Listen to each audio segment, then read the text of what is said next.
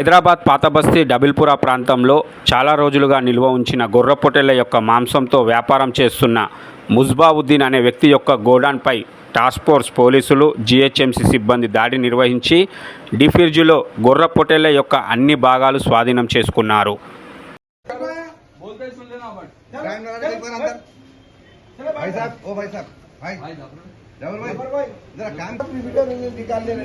अरे वो पानी में धोते जी वो.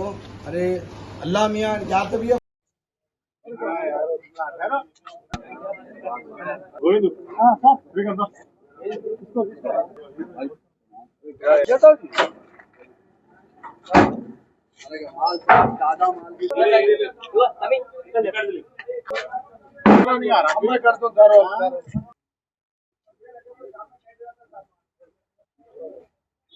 अरे हो गाड़ी की नहीं मारे ना अपन नहीं मारा